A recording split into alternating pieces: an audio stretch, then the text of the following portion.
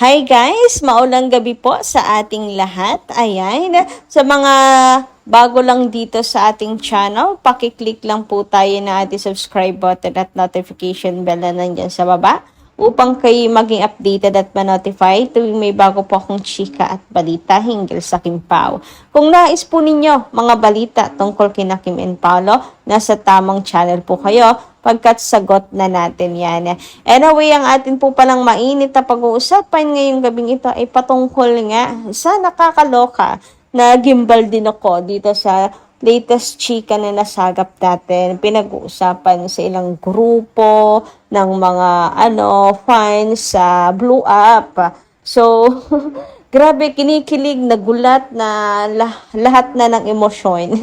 Grabe, kasi konektado lahat. Kino-connect ng mga fans yung mga pangyayari. And is it true nga ba talaga na anniversary pala ng Kim Pao? OMG! Yan yung tatalakayin natin ngayong gabing ito. So, ang sinasabi nga po natin ay noong nasa Canada sila Kim and Paolo. Mukhang anniversary daw pala ng Kim Pao nung sila po ay nasa Vancouver, Canada. Kung totoo man nga yan, ay happy anniversary Kim Pao. Kung totoo man nga ha, so binabati natin ang dalawa. Kasi kung matatandaan nyo nga daw po ito ha, mga posto sa mga Blue Up na nakuha natin. And nakita ko na rin ito before, kung maaalala ninyo.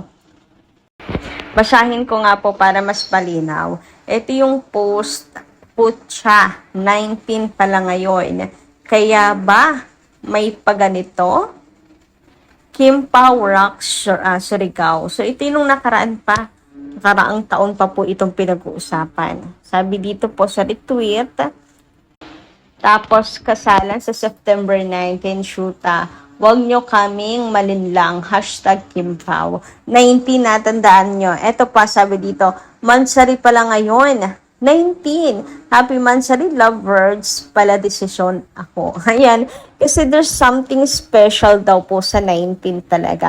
Ang daming mga tweets tungkol dyan na there's something talaga pag 19, yung Kim Pao.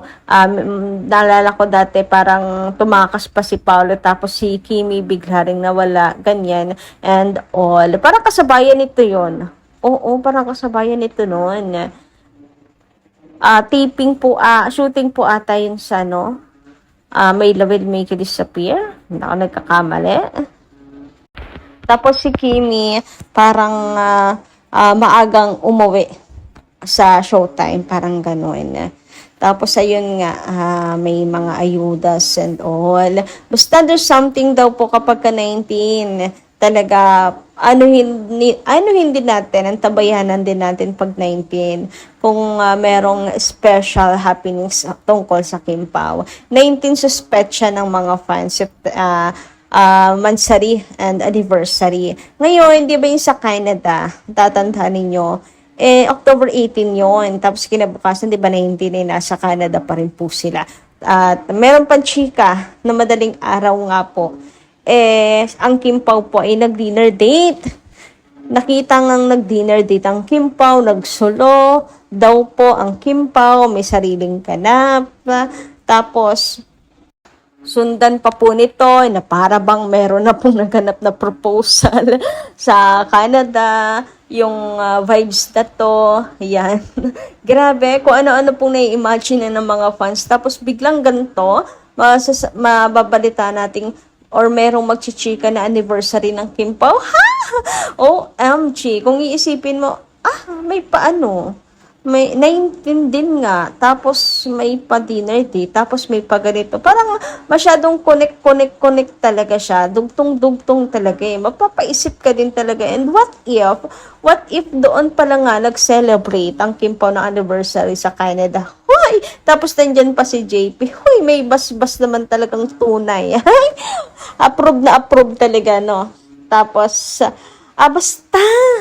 Iba yung feeling talaga nung nasa Canada ang Kim Pao. Even yung pictures nila with the leaves, di ba? ano na eh, may nararamdaman na yung mga fans eh. Tapos sunod-sunod gaganda po ng ayudas. What if nga, anniversary nga, mapa-anniversary o monthsary man yan, mapapaisip ka. In a way, belated, if true, na anniversary yon ng Kim Pao. Kung hindi man, siya eh, magdidilulo na lang siguro kami na talagang anniversary yon ng Kim Pao. Hoy! Hindi! Tapos nung nasa Canada din po pala sila, parang ang tapang nila Kim, ni Paolo, lalo na ang tapang nila mag-post, flex nila yung isa't isa, di ba pinupost nila, tapos, basta, extra po yung sweetness talaga ng Kim Pao. Sobrang daming ayuda sa Canada na para bang may something talaga.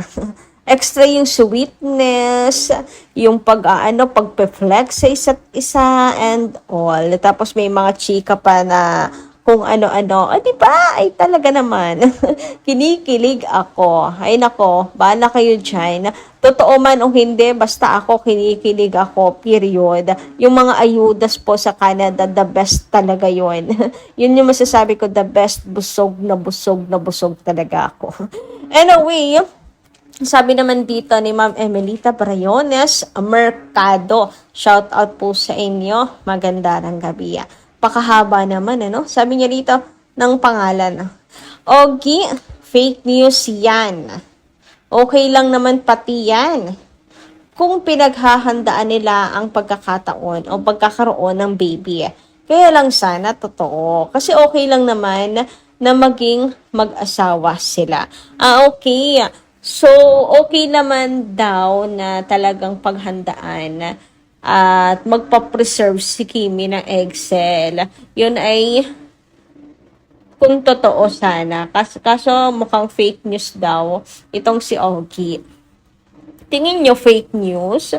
Pero sana no, kung fake news man, makarating din kay Kim tapos maisipan na mag-preserve din nga ng eggs para po sa future. Anyway, sabi naman dito sa komento ni Ma'am Luwalhati Tenedero. Shoutout din po sa inyo at magandang gabi.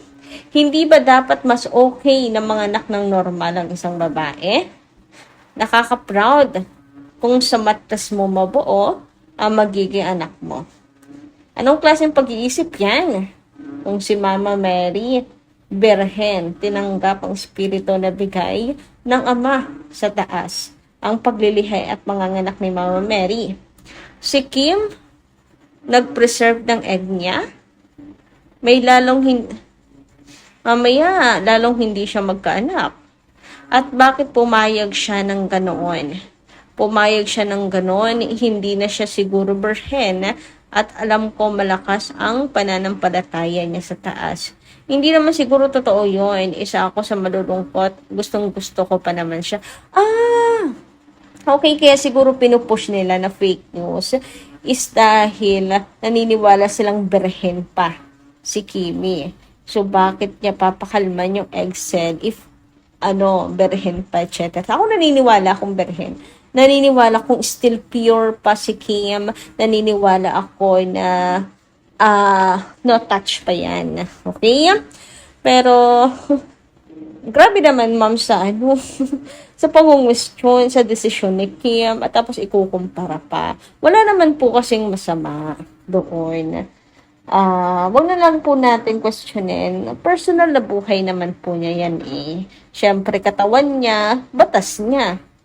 Katawan niya, siya yung masusunod doon. Diba? Galang at respeto na lang po.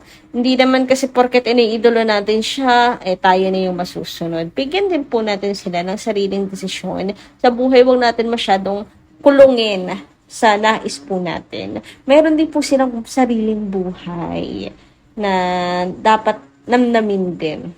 Anyway, sabi naman dito na AA, shout out din po sa inyo.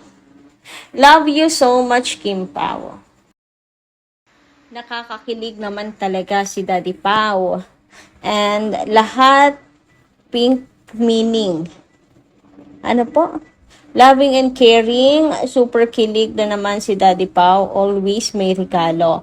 Simple and super cute, mga regalo kay Babe Kim. Happy and saludo ako sa iyo, Pau, Senior 77. Nakakaaliw kayong dalawa, parang mga teenager. Aliw na aliw si nanay. Kasi si Kimi happy sa regalo mo. Baby Kim talaga ni Daddy Pau, si Babe Kim. Congrats! Dami nakaabang na agad sa projects ng Kim Pau. Thanks God, secretly married, wala nang problema. Tapusin na lahat ng opportunity na dadating sa Kim Pau. Alam ni Lord na sa susunod, church wedding na. Basta may assurance na. Civil wedding na. Next one, church wedding. Lahat ng pangarap ni Babe Kim, nakaplano na kay Mr. Right. The hero, Paula Avellino. Huy, grabe naman nga yung makadescribe, madam. Planong-plano na. Pero dumadating ang mga blessings. Wait lang, susunod na din ang church wedding soon. God loves Kim Pao. He knows the best for Kim Pao. Prayers and wishes, safe and good health and happiness.